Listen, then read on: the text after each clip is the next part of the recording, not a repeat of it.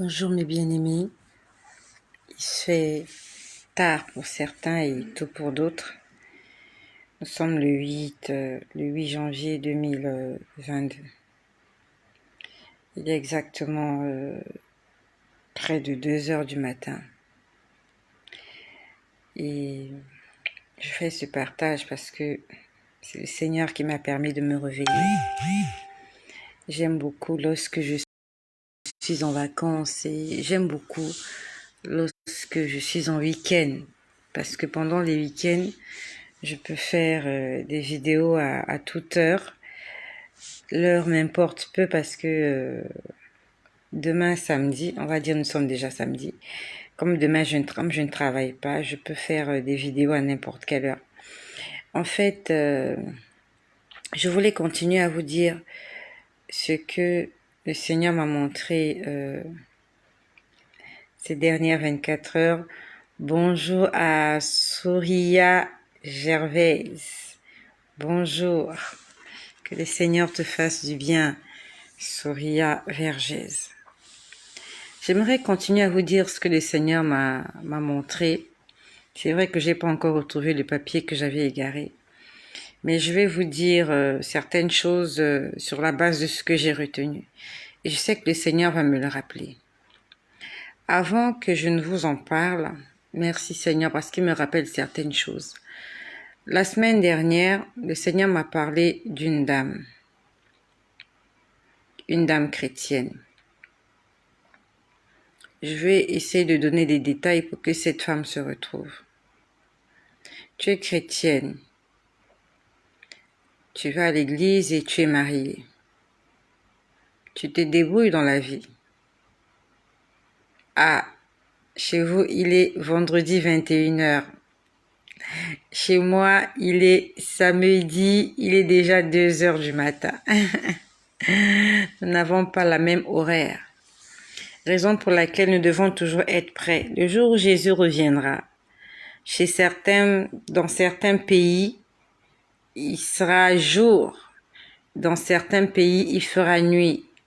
Donc, toi qui attends avant de dormir pour prier, toute la journée, tu fais ce que tu veux faire, tu fais des bêtises et tu attends le soir pour prier. Qui t'a dit que c'est parce que chez toi, c'est le soir que partout sur la terre, c'est le soir?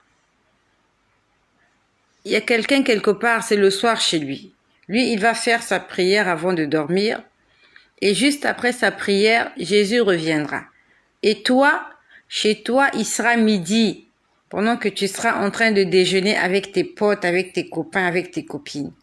Raison pour laquelle la Bible nous demande de veiller et de prier. Si Jésus revient maintenant, chez moi, il fait nuit. Chez toi, il est 21h. Les gens continuent à se balader. Quelque part, il est encore midi. Quelque part d'autre, il est 6h du matin.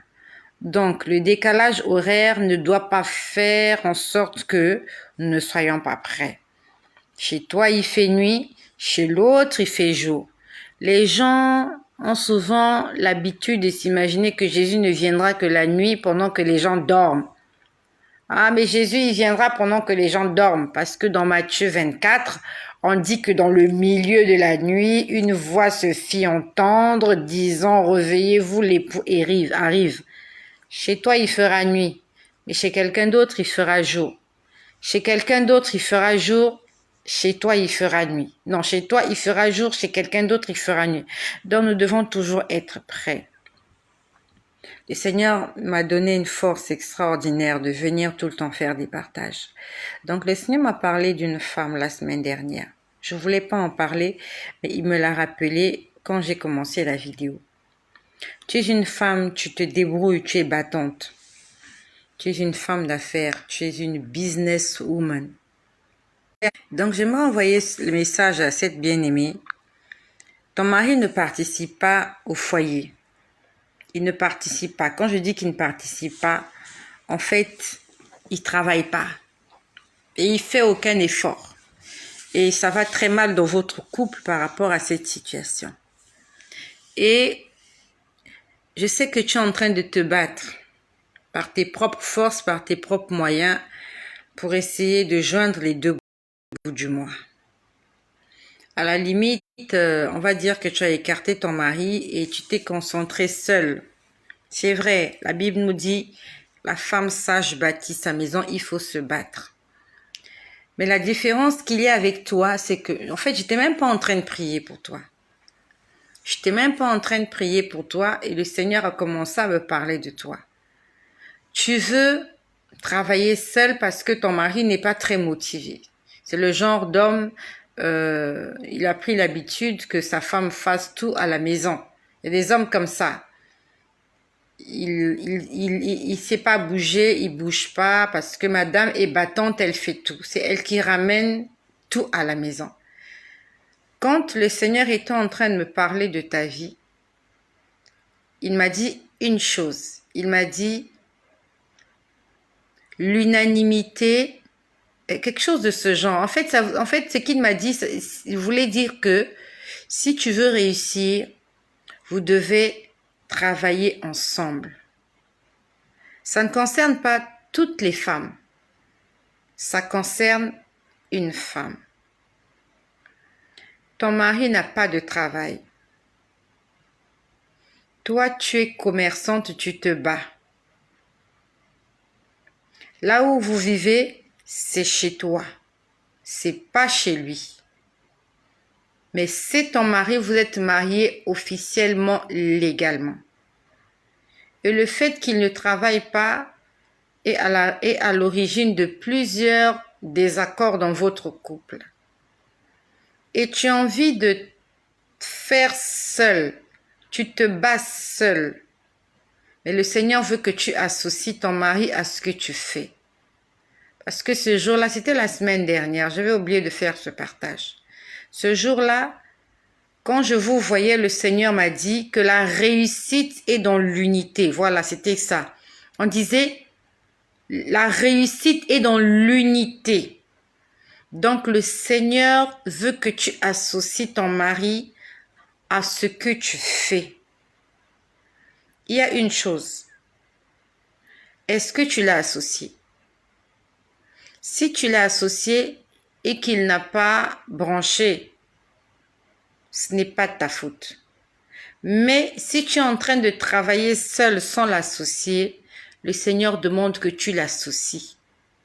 N'oublie pas, la Bible dit que vous êtes un. Donc, quand le Seigneur te voit, le Seigneur le voit. Donc, demande à ton mari de se joindre à toi afin qu'ensemble, vous puissiez faire le projet que tu as décidé de faire. Associe ton mari. Ça, c'était pour cette bien-aimée. Tu es chrétienne. Tu te bats dans le foyer et tu te bats seule. Ton mari ne travaille pas. Non seulement il ne travaille pas, il veut même pas travailler. En fait, il veut rien faire, il est paresseux. Le Seigneur demande que tu l'associes. Ça, c'était pour ma sœur. Qu'est-ce que j'ai encore vu? Ce que j'ai vu, je l'ai vu hier, je crois. Hier, dans l'après-midi, à midi, le Seigneur m'a demandé de prier pour quelqu'un. Et j'ai vu cette personne assise au bord de son lit. Cette personne était assise au bord de son lit. Cette personne était torse nu, avait porté une culotte rouge. Ça s'est passé hier. Je ne sais pas, est-ce que tu te rappelleras, est-ce que c'est toi ou pas? Mais j'ai vu cette personne très malade. Je vais te donner une particularité. Tu as un nombril, tu as un gros nombril. Parce que quand je t'ai vu torse nu, ce qui m'a interpellé, tu as un gros nombril. C'est pas une insulte, c'est pour te décrire. Donc, je ne sais pas, est-ce que tu es là, tu m'écoutes? Est-ce que tu es abonné ici? Quand je t'ai vu, en fait, tu es malade. Je répète, je parle à quelqu'un qui est malade. Tu es malade dans ta chair. Tu as une maladie physique. Tu es très mal en point. Je t'ai vu assis au bord de ton lit. Tu souffrais. Tu étais torse nu. Je te l'ai vu hier. Bon, hier ou avant-hier, je ne sais même plus. Mais sinon, c'était cette semaine. Si c'était pas hier, c'était avant-hier. Mais je crois que c'était avant-hier. Tu avais porté une culotte rouge. C'était plus précisément un shirt. Pas t-shirt, mais short. Quand je dis short, c'est ces shorts-là que portent les footballeurs. Voilà. De couleur rouge. Ton nombril. T'as un gros nombril. T'as un gros nombril. Et quand je t'ai vu, automatiquement, j'ai commencé à prier pour toi. Et quand je priais pour toi, moi, je me disais que tu avais besoin d'argent, que tu avais besoin qu'on t'emmène à l'hôpital pour t'acheter des ordonnances. Mais c'est comme si j'entendais ton âme me parler. Je t'entendais me parler. Tu étais en train de me dire, j'ai pas besoin d'ordonnances. J'ai pas besoin d'aller à l'hôpital, j'ai besoin de vêtements. Tu étais en train de dire, j'ai besoin de vêtements. Et quand tu disais, j'ai besoin de vêtements, je me suis dit, mais quel est ce malade qui n'a pas besoin qu'on l'amène à l'hôpital, qu'on prie pour lui, qu'on lui donne. En fait, le Seigneur est en train de me révéler que tu as besoin de la couverture spirituelle. Ton problème, il est spirituel. Ta maladie est spirituelle. Ça veut dire que c'est pas l'hôpital qui va te soigner. Si tu vas à l'hôpital, ça sera juste pour perdre du temps et de l'argent. Je répète, tu as un gros nombril. Donc, je ne sais pas combien vous êtes comme ça qui me suivez. Parce que si le Seigneur m'a montré ta personne, c'est parce que tu as besoin d'aide. Peut-être que tu cherches quelqu'un avec qui prier. Peut-être que tu m'as suivi, tu veux me contacter, tu hésites. Je ne sais pas si c'est de toi qu'il s'agit. Je t'ai vu torse nu, tu as un gros nombril, tu as des sérieux problèmes de santé, mais le Seigneur me dit en fait, tu as besoin de la couverture spirituelle. Tu as besoin d'être couvert du Saint-Esprit. Donc, là où tu es, si tu m'écoutes, commence à faire la prière de confession. La prière de confession, c'est la prière de repentance. La prière de repentance, tu demandes pardon à Dieu pour tes péchés et tu demandes au Seigneur de venir prendre le contrôle de ta vie. Tu demandes au Seigneur de venir te revêtir de sa présence comme un manteau qui viennent te revêtir parce que j'ai entendu ton âme me dire tu as besoin d'habits. Tu as besoin que je t'habille. Tu es en train de me dire j'ai besoin que tu m'habilles. En fait, c'est à moi que tu parlais, mais en fait, mais c'était pas à moi.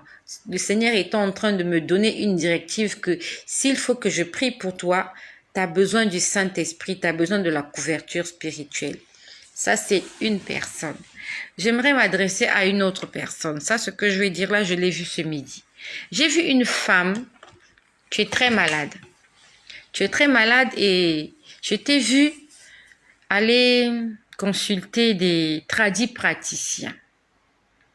Je ne sais pas qu'est-ce que tu as, mais je t'ai vu très malade, très amaigri. Je ne sais pas si tu étais en train de vomir, mais en fait, je t'ai vu assise quelque part, tu avais la tête baissée. J'avais l'impression que ou tu suffoquais ou tu vomissais, mais tu avais la tête baissée. Alors, je vais te donner un indice, parce que moi je dis ce que je veux. Là où tu es parti, je t'ai vu dans la maison d'un tradipraticien ou d'un féticheur, mais vraiment, tu n'es pas allé à une église. Tu avais porté un vêtement de couleur marron. Tu es une femme et tu as beaucoup maigri. Tu as perdu beaucoup de poids. Alors, j'ai vu qu'on a écrasé une poudre. On a écrasé une poudre. Cette poudre était de couleur marron. Une poudre. Je ne sais pas. Est-ce qu'ils vont te faire manger cette poudre? Est-ce qu'ils vont te la faire boire? Est-ce qu'ils vont, je sais pas moi, est-ce qu'ils vont te oindre avec cette poudre? Ou bien est-ce qu'ils vont te faire des incisions et te mettre cette poudre? Le problème, c'est cette poudre. Parce que je ne sais pas pourquoi le Seigneur a attiré mon attention sur cette poudre. Donc toi qui m'écoutes là, si tu suis un traitement à base d'une poudre marron, moi, j'ai vu une femme. Peut-être que tu es un homme, je n'en sais rien. Mais c'est un tradipraticien qui te l'a donné. C'est pas un médecin de la médecine que nous connaissons. C'est pas un médecin. Ce sont des écorces, je sais pas des quoi qu'on a mélangé, on a écrasé. C'est devenu une poudre marron. Bien aimé, arrête avec ce traitement. Parce que le Seigneur m'a montré la poudre en question. En fait, ton problème, c'est cette poudre-là. Donc, si tu as commencé à suivre un traitement, arrête avec ce traitement de poudre-là. Ou bien, si tu vas quelque part, il te propose une poudre. Faut même pas aller dans cet endroit. Prie ton Dieu. Demande au Seigneur de te guérir. Je sais que c'est plus facile à dire qu'à faire. Parce que quand quelqu'un souffre dans sa chair, quand quelqu'un souffre dans son corps, quand il est désespéré, il essaye de toquer à toutes les portes. Comme quand nous parle la Bible de cette femme qui était atteinte d'une perte de sang pendant 12 ans. Elle dit qu'elle avait rencontré toutes sortes de médecins. Donc elle avait fait le tour. Elle était désespérée et elle cherchait la guérison. La guérison se trouve dans le nom de Jésus. La guérison se trouve dans le sang de Jésus. Je sais que tu souffres, tu as besoin de guérir. Tu as besoin de te sentir bien. Mais vaut mieux que le Seigneur s'occupe de toi. Au lieu que les hommes te tripotent et qu'à la fin tu puisses perdre ta vie. Ça, c'était pour ma bien-aimée. On m'a parlé de cette poudre-là qui va te faire beaucoup de mal. Avant que je n'oublie, je vais vous parler de quelque chose. C'est cette chose-là qui m'a réveillée tout à l'heure. J'étais en train de dormir. En fait, quand je suis rentrée du bureau, j'étais très fatiguée. J'ai fait... Voilà, je me suis occupée de quelques affaires et je suis montée au lit. J'étais très fatiguée. Je me suis même endormie en train d'écouter un témoignage sur YouTube. Et par la même occasion, je vais poster cette vidéo sur YouTube, mais je ne sais pas quand. Donc, pour mes frères de YouTube, vous recevez les vidéos en différé. Si vous voulez écouter les vidéos en direct, il faut aller vous abonner sur Facebook. Je fais les vidéos en direct sur Facebook. Donc, j'étais là. En fait, je me suis endormie sur le témoignage de cet homme-là. Je ne sais pas, il était en train de témoigner pour la gloire de Dieu, de ce que Jésus a fait pour lui. Et le Seigneur me montre ma maison. En fait, c'est ça qui m'a réveillée. Raison pour laquelle sur le titre, j'ai écrit « Parents, soyons vigilants ». Donc, je vois la maison. Je vois ma maison. Et dans ma maison, j'étais dans la chambre, comme actuellement je suis dans la chambre. Et dans la chambre, j'étais avec les enfants. J'étais avec les enfants dans la chambre. Sauf que, parmi les enfants qui étaient avec moi, il y avait un enfant qui manquait. J'en ai 5, les enfants. Donc, c'est quelque chose que je voyais en esprit. J'étais dans la chambre avec les enfants, mais pas tous les enfants, il manquait un enfant. Puis, j'entends du bruit aux escaliers. Et quand je parle de ces choses, c'est spirituel. J'entends du bruit aux escaliers et quand j'entends du bruit aux escaliers, je sais qu'il y a quelqu'un qui est en train de monter pour venir dans ma chambre. Donc, par réflexe, je vais fermer la porte. La porte, je la ferme à clé. Sauf que quand je la ferme à clé, je peux me rendre compte qu'il y a quelqu'un à l'extérieur qui a pu mettre son pied. Donc, malgré le fait que la porte était fermée à clé, la personne a fait passer ses pieds, son pied, je ne sais pas si c'était son pied, je crois que c'était son pied droit. La personne a fait passer son pied droit à travers la porte. Et ça m'a fait réfléchir. Je me suis dit, mais comment j'ai fermé la porte? Mais cette personne qui est de l'autre côté de la porte a fait entrer ses pieds. Et la personne me disait, ne crains rien, nous ne sommes pas là venus pour te faire du mal. Mais par réflexe, si quelqu'un vient chez vous la nuit, même s'il vient pour le bien, pour votre bien, par réflexe, vous êtes prudent. Donc, je ferme la porte et vraiment, j'entends du bruit dans le couloir. Donc, cette personne n'était pas seule, ils étaient nombreux, ils sont montés par les escaliers. Donc, je ferme la porte et je reste dans la chambre avec les enfants. Ça, c'est pas son esprit. Vraiment, ces gens-là faisaient du bruit. je pouvais me rendre compte, en fait, ils étaient dans la maison. Et ils étaient nombreux. Alors, en esprit, je vais à la fenêtre. Non, pas à la fenêtre, je vais au balcon. Je vais au balcon pour demander au gardien pourquoi est-ce qu'il a laissé entrer des gens à une heure si tardive. Vraiment, c'est quelque chose de spirituel. Et quand je parle de gardien, moi je le vois comme mon gardien, mais en fait, c'est mon ange gardien. Parce que chacun de nous a un ange gardien. Qui que tu sois, tu as un ange gardien. Quand tu es venu sur terre, tu es venu avec ton ange gardien. Je ne suis pas là pour prêcher sur le culte des anges. On ne doit pas adorer les anges. Même si tu ne les vois pas, il faut que nous soyons conscients que les anges existent. Autant les anges existent, autant les démons aussi existent. Donc chacun de nous a un ange gardien. Mieux encore, il y en a d'autres qui en ont plusieurs. Quand je dis plusieurs, je sais de quoi je parle. Cette semaine, je ne sais plus exactement c'était quand, le Seigneur m'a montré quelqu'un qui était escorté par une armée. Quand je dis une armée, c'est comme lorsque le président de la République passe. Quand le chef d'État passe, vous voyez tous les motards qui sont autour de lui. J'ai vu quelqu'un comme ça. Le Seigneur m'a montré quelqu'un comme ça cette semaine. Dans la rue, cette personne-là était en voiture. Mais vous la voyez en voiture, mais elle était escortée par des motards. Quand j'ai vu ça, j'ai compris que c'est quelqu'un qui craint Dieu. C'est quelqu'un qui est en relation avec Dieu. La Bible dit que l'ange de l'Éternel veille sur ceux qui le craignent afin de les arracher du danger. Si tu veux avoir la protection divine, tu dois être en bon terme avec Dieu. Chaque fois que tu es en bon terme avec Dieu, les anges viennent pour ta protection, ou même c'est Dieu lui-même qui te protège. Mais quand tu attristes le Saint-Esprit, comment on fait pour attrister le Saint-Esprit? C'est quand tu vis dans le péché. Quand tu attristes le Saint-Esprit, quand tu fais des choses qui vont à l'encontre de la volonté de Dieu, quand tu n'obéis pas au commandement de Dieu, l'ange ou les anges qui sont là pour ta protection s'éloignent de toi. Et quand je parle de ces choses, je sais de quoi je parle.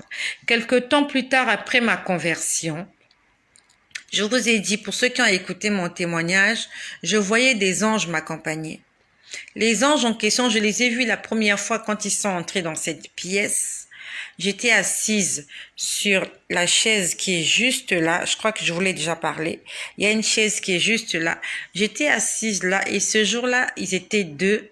Ils étaient au départ. Ce jour-là, ils sont venus me demander de me débarrasser de mes cheveux artificiels. Ils étaient deux. Puis après, je les voyais souvent. Ils étaient trois, ainsi de suite. À un moment donné, quelque temps plus tard, j'ai commencé à voir une autre catégorie d'anges. Et je vous ai parlé, c'était des anges guerriers. Ils avaient des épées. Et je vous ai fait ce témoignage que quand j'ai vu cet ange-là, la première fois, c'était un samedi matin. C'était la première fois que je voyais ce genre d'ange. Au départ, je voyais des anges avec des robes blanches. Voilà, c'est vraiment des anges. Là, celui que je vois. Sauf que ce jour-là, celui que je voyais, c'était un guerrier. Il était costaud, il était gaillard, il était fort, il était musclé. Il avait une épée. Il était habillé comme un soldat romain. Et son vêtement était tout blanc, mais comme un soldat romain. Vous voyez comment s'habillent les soldats romains dans le film de Jésus. Ils ont des jupes, ils ont des, comment on appelle ça, cuirasses, voilà. Ils ont des cuirasses et il était très nerveux. Donc c'est juste pour te dire que le Seigneur, quand il t'a créé, il a mis tout à ta disposition pour que tu réussisses. Dieu a mis à notre disposition tout pour notre protection, pour notre réussite, pour notre succès. Le problème, c'est comment s'en servir.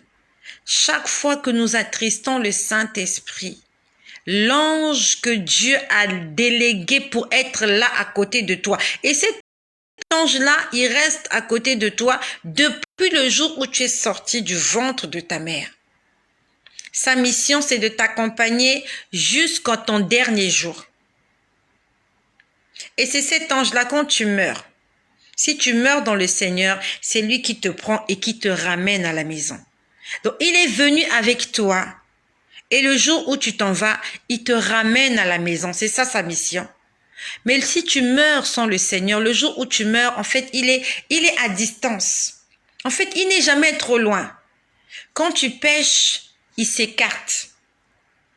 Et quand tu es en bon terme avec Dieu, il est juste à côté de toi. Et souvent même c'est renforcé. Au lieu qu'il soit seul, Dieu t'envoie 2, Dieu t'envoie 3, Dieu t'envoie même plusieurs anges. C'est quelque chose qu'on aime écouter. Et c'est quelque chose qui est bien à écouter. Ça nous donne la force, ça nous donne la foi. Donc il faut que tu t'en souviennes. Si tu vas quelque part et que là où tu vas pour attrister le Saint-Esprit. L'ange ne t'accompagne pas. Tu entres dans cet endroit, tu es seul. Tu es à la merci des démons. Tu es à la merci du diable. Tu es à la merci de tous les esprits impurs.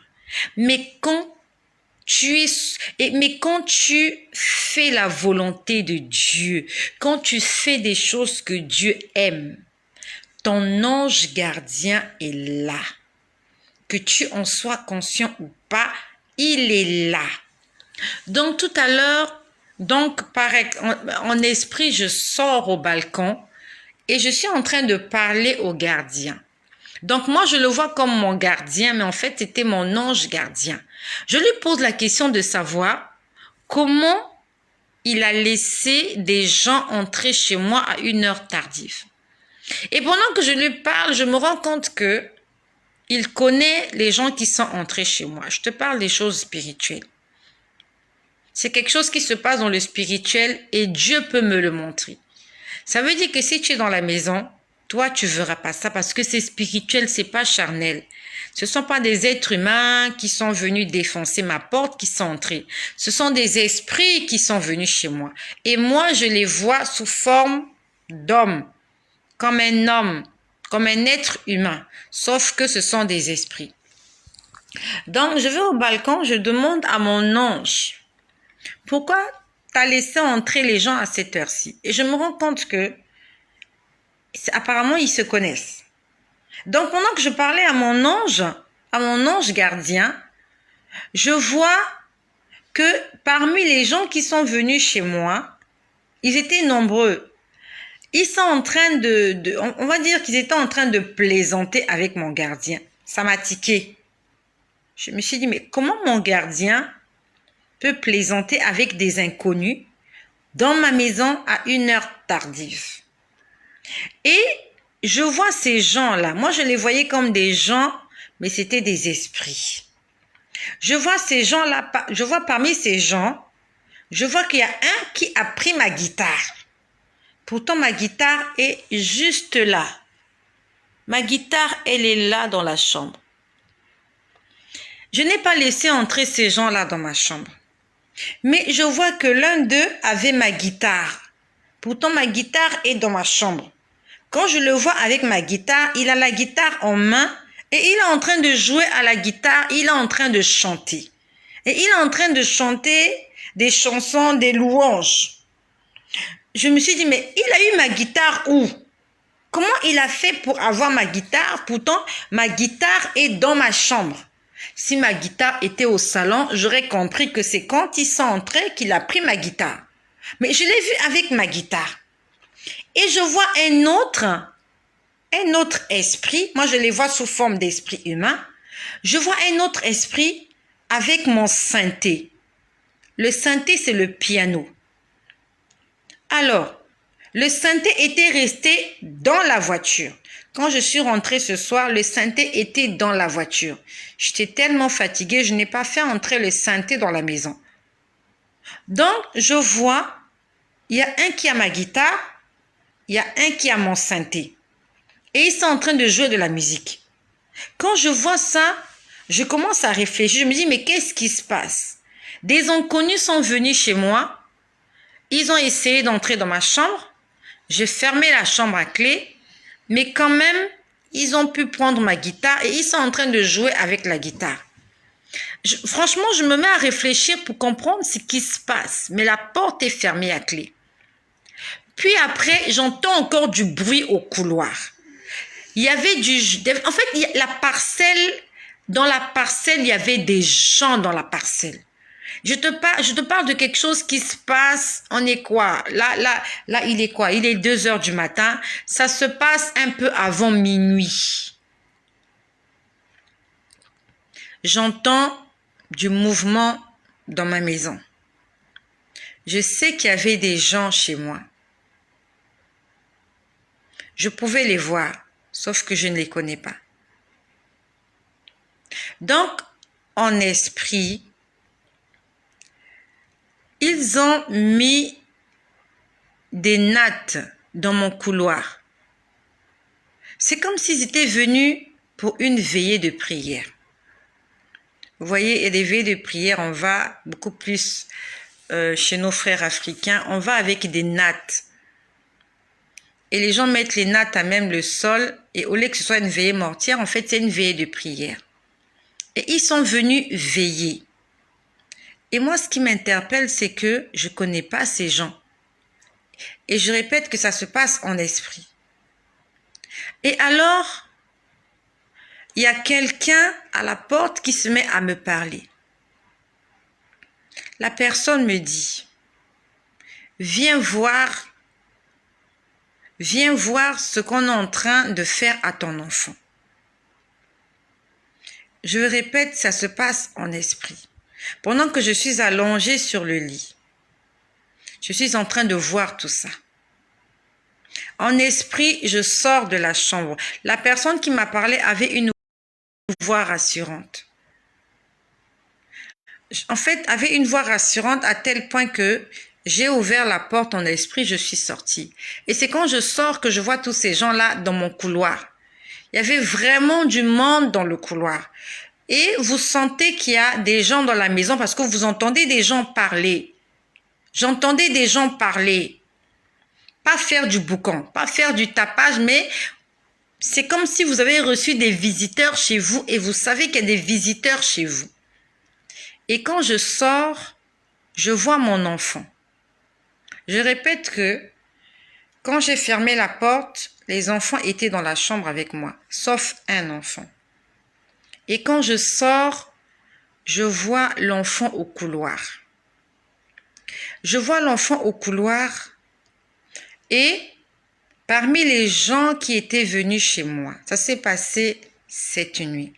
Je répète que c'est quelque chose de spirituel que je vous explique. Pourquoi je vous explique les parents? Même pas seulement les parents, c'est pour nous interpeller tous. C'est pour vous dire que il y a des choses qui se passent que nous ne voyons pas. Je ne sais pas ce que tu es en train de faire, je ne sais pas là où tu es, mais il faut que tu saches, autour de toi, il y a des présences, soit maléfiques, soit célestes. Toutes ces entités-là, tous ces esprits-là nous entourent. Le problème, c'est de savoir quel est l'esprit qui est proche de toi. Quel est l'esprit qui influence ta vie? Est-ce que tu es influencé par l'esprit de Dieu ou est-ce que tu es influencé par l'esprit mauvais? Mais tu dois être conscient que n'importe où, dans n'importe quel endroit où tu te trouveras sur cette terre, même dans tes toilettes, il faut que tu saches que tu n'es jamais seul. Soit tu es avec Dieu, soit tu es avec l'ennemi. Donc, je vais au couloir. Je vois mon enfant. L'enfant qui n'était pas dans la chambre était dans le couloir. Et je vois dans le couloir quelqu'un qui dit, nous sommes venus punir cet enfant-là parce qu'il se comporte mal. Je vois quelqu'un dans le couloir dire, nous sommes venus punir cet enfant parce que cet enfant se comporte mal. Donc, ça veut dire qu'ils sont venus pas pour tuer l'enfant, mais pour punir l'enfant. Parce qu'ils veulent que l'enfant se comporte bien. Et quand j'entends ça, je prends l'enfant, je le fais entrer dans une autre pièce pour que la personne qui voulait punir l'enfant ne punisse pas l'enfant. Ce que je t'ai dit, je l'ai vu ce soir. Et quand le Seigneur me montre ça, je prends conscience qu'il y a quelque chose qui se passe. Je me dis, si le Seigneur me l'a montré, ça veut dire qu'il y a quelque chose qui se passe. Je m'assois sur mon lit, je me mets à réfléchir par rapport à ce que je viens de voir et d'entendre. Je me dis, parce que je sais que Dieu me parle. Je sais que Dieu me parle. Je me suis dit, bon, j'ai compris qu'il y a des gens qui sont venus chez moi. Il y a des esprits qui sont entrés chez moi. Et ils sont en train de plaisanter avec mon ange gardien. Mais ils veulent punir l'enfant. Donc il y a un enfant qui n'est pas avec moi que un esprit veut punir. Je quitte mon lit, je me lève. Je suis descendue vérifier les chambres. Et je me rends compte que tous les enfants n'étaient pas là. Il y a un enfant qui n'était pas là. Je suis allée dehors. Cet enfant-là était dehors. Il était presque minuit. Je suis allée dehors, j'ai demandé à l'enfant d'entrer dans la maison. Je lui ai dit, entre dans la maison. Je mets des guillemets. J'ai oublié quelque chose. Donc, pendant que je suis en train de voir ça, je repars quand j'étais dans la chambre. Pendant que j'étais en train de voir ça, je pouvais voir beaucoup de gens dehors. Et quand je dis des gens, ce ne sont pas des êtres humains. Donc, il y a beaucoup d'esprits qui circulaient dehors. Beaucoup d'esprits circulaient dehors. Et parmi les esprits que j'ai vus circuler dehors, j'ai vu l'esprit de quelqu'un que je connais. Quelqu'un de ma famille. Je vois cette personne arriver, descendre d'un véhicule. De ce côté-là, du côté de mon côté droit. Ça s'est passé à l'extérieur de la parcelle. Je vois quelqu'un de ma famille. Je ne sais pas si cette personne-là est sorcière. Ou bien si elle est utilisée. Je ne sais pas. Mais je la vois arriver. Je vois un véhicule passer. Le véhicule s'arrête. La personne descend du véhicule. Et cette personne avait pour mission de venir chez moi. En fait, quand je vois la scène, je me pose la question de savoir pourquoi ils veulent tous venir chez moi. Cette personne-là que j'ai vue, qui est un membre de ma famille, je ne l'ai pas appelé. Ça fait des semaines, ça fait longtemps que je ne l'ai pas appelé au téléphone. Je ne l'ai même pas invité. Donc, je ne sais pas pourquoi cette personne est venue chez moi la nuit. Je ne sais pas. Pourquoi je t'en parle, c'est pour que tu saches qu'il se passe des choses dehors. C'était juste un bref aperçu. Donc, en dehors de ce membre de ma famille que j'ai vu dehors, j'ai vu beaucoup de gens en train de circuler. Et quand je parle des gens, ce sont des esprits. Ils circulent, ils tournent, ils rôdent, ils se promènent, ils discutent. En fait, la vie est normale dehors. Ils ont une vie normale. Ils sortent, ils sont à la recherche de quelque chose, ils vont faire leur mission. Donc, je ferme la parenthèse, je repars. J'étais à l'extérieur, j'ai vu l'enfant dehors. J'ai demandé à l'enfant, qu'est-ce que tu fais dehors à cette heure-ci? Il est presque minuit. J'ai demandé à l'enfant d'entrer dans la maison. Et j'ai dit à l'enfant que c'est le Seigneur qui m'a réveillé parce qu'on était en train de me montrer qu'on allait te faire du mal, on allait te punir. Je lui ai dit, tu es dehors à cette heure-ci, à une heure tardive. Tu es censé être dans une maison sur ton lit en train de dormir, mais tu es dehors. Qu'est-ce que tu fais dehors à une heure tardive? Et bien aimé, je ne sais pas si tu es quelqu'un qui aime traîner dans les rues. Est-ce que comme moi aussi, tu es un parent et tu as des enfants qui traînent dans la rue ou qui traînent même dans la cour? L'enfant n'était pas dans la rue, l'enfant était dans la cour, donc dans la parcelle, mais pas dans la maison. Je lui ai dit, on allait te faire du mal cette nuit. Je dis, c'est pas dans mes habitudes de sortir pour venir chercher des gens la nuit dehors. Je dis, c'est parce que je l'ai vu que je suis venue te chercher. J'ai fait entrer l'enfant dans la maison. Je suis entrée, j'ai mis la nourriture au frais, j'ai nourri les chiens et j'ai commencé à réfléchir. Je me suis dit, en fait, je commençais à réfléchir à ce que j'ai vu. Je me suis dit, mais pourquoi on voulait faire du mal à l'enfant? Et pourquoi le Seigneur est venu me réveiller? En fait, j'étais en train de réfléchir un peu sur tout ça. Le Seigneur a commencé à me parler. Les gens que j'ai vus dans la maison, ce ne sont pas des mauvais esprits. Ce sont des anges.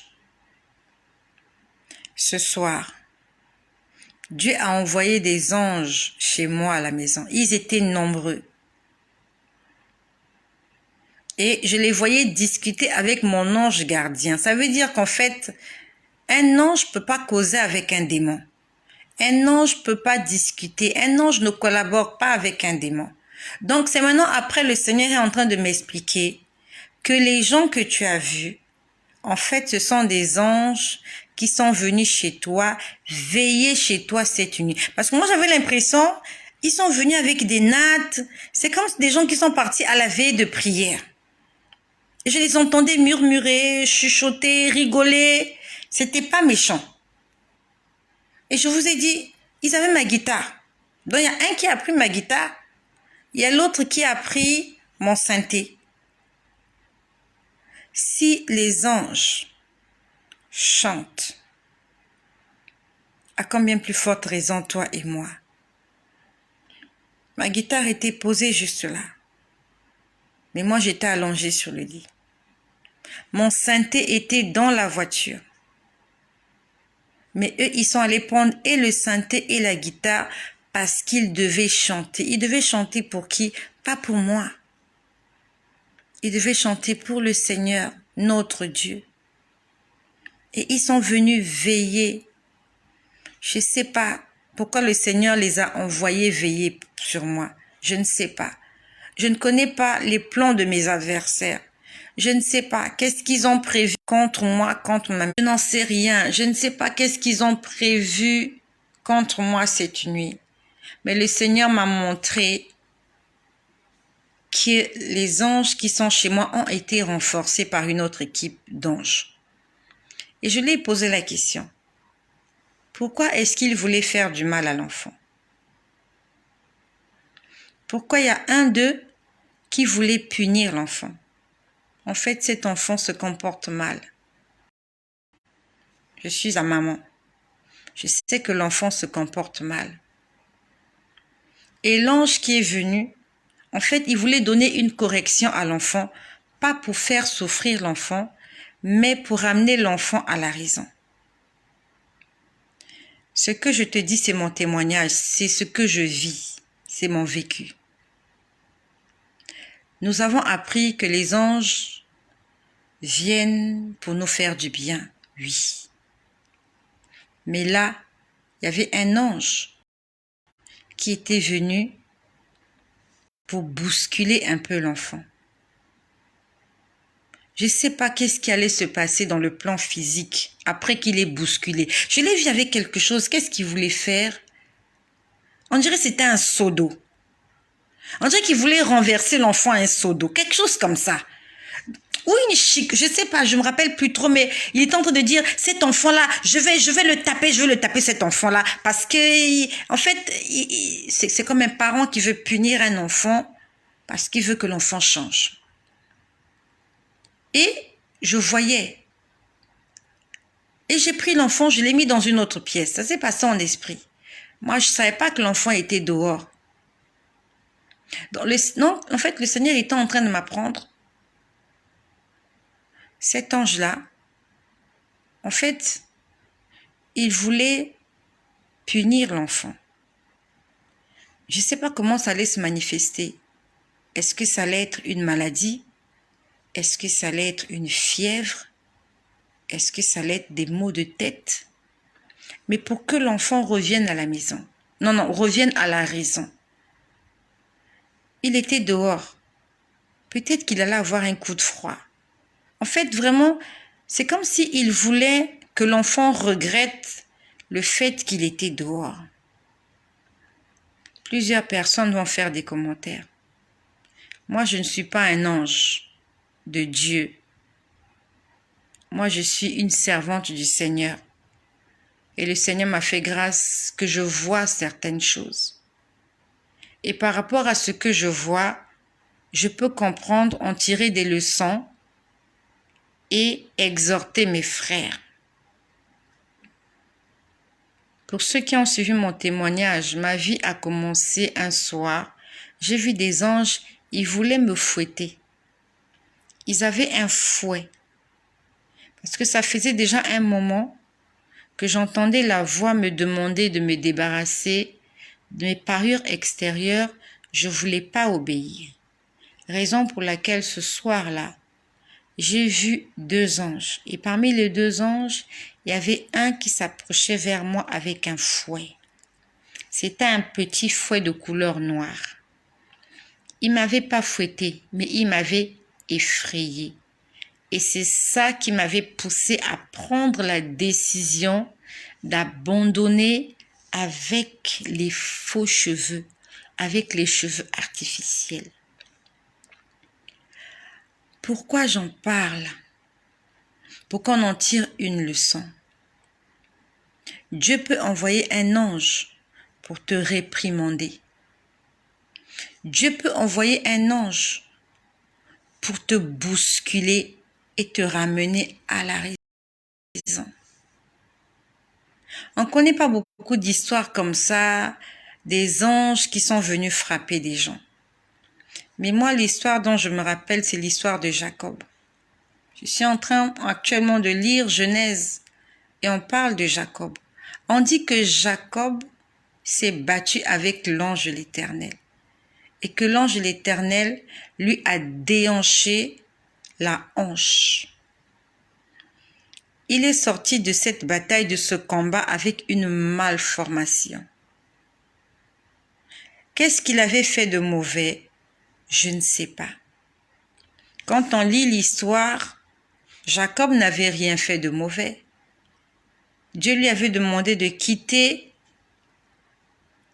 Laban et de repartir à Canaan. Et c'est en chemin. Il était là la nuit. Il a vu cet homme-là et il s'est battu. Et il est sorti de là boiteux. Ça veut dire que Dieu peut envoyer un ange pour te bousculer un peu.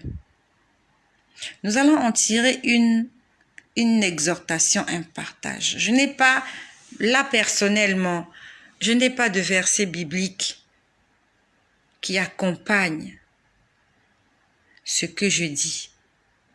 Sauf que je me rappelle de l'histoire de Balaam et de Balak. Pendant que je parle, je me rappelle de cette histoire de Balak et de Balaam. Les enfants d'Israël sont sortis d'Égypte. Ils ont traversé la mer Rouge. Ils se dirigeaient à Canaan. Mais Dieu leur a fait un détour. Ils sont restés dans le désert pendant 40 ans. On nous parle de Balak et de Balaam. Le roi et le magicien. Et l'envoûteur. Bon, on lui donne un nom, je ne sais pas comment on l'appelle. Le voyant, voilà. Donc le roi va voir ce monsieur pour qu'il vienne maudire Israël. Il lui a dit, maudis-moi ce peuple. Mais cet homme n'a pas pu maudire Israël.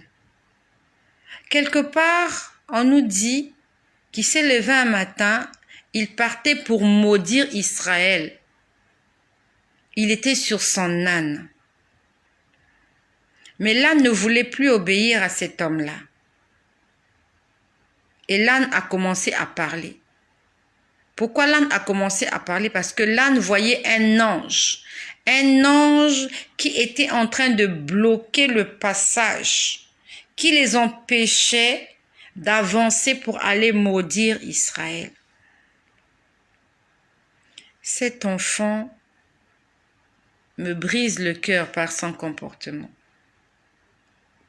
Et il y a beaucoup de parents comme ça, peut-être pas tous les parents. Il y a beaucoup de parents comme ça.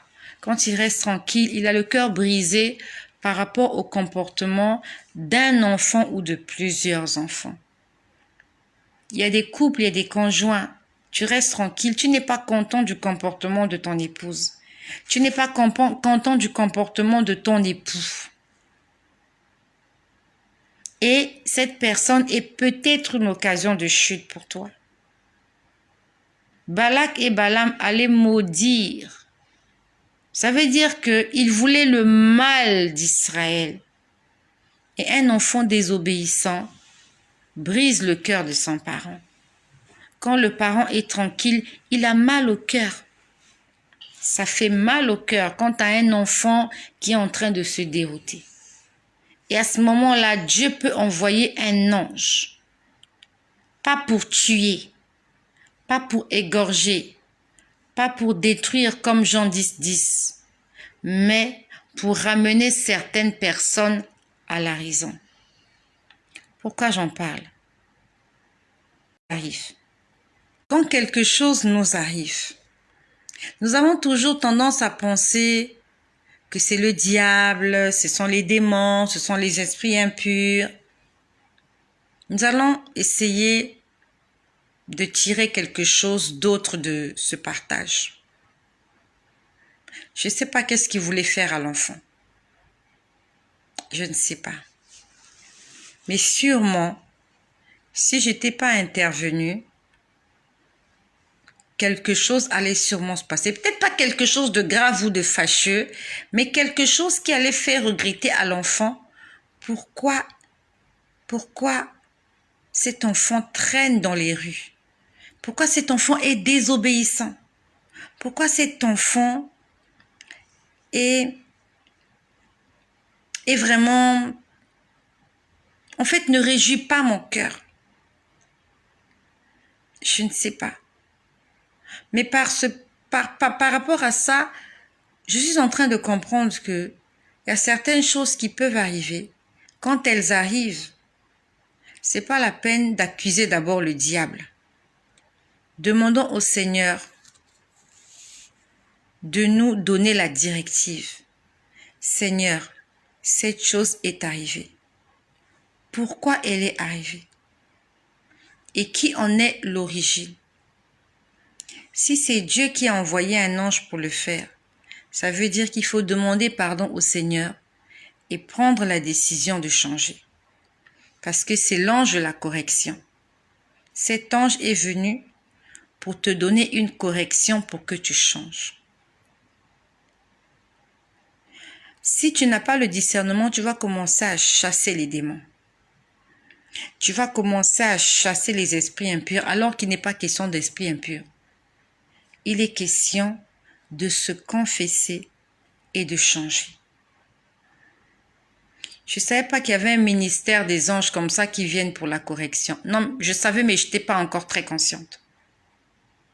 Quand je dis je ne savais pas, en fait, ça me rappelle mon témoignage, comment il y a un ange qui a failli me fouetter. Nous avons souvent l'impression que les anges, ils viennent avec des sourires, ils viennent avec des bénédictions, avec des bonbons, avec des ceci. Pas forcément. Moi, j'ai vu un ange avec une chicotte. Il voulait me chicoter. Et quand je parle de l'histoire de Balak et de Balaam, l'ange est venu avec une épée. On connaît aussi l'histoire de Jacob. Il s'est battu avec l'ange de l'Éternel et il en est sorti infirme.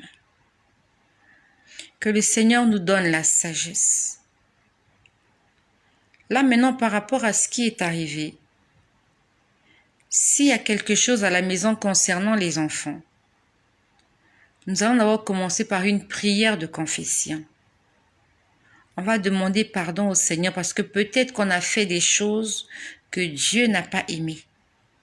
Et Dieu a permis que nous puissions passer par là pour nous ramener à la maison.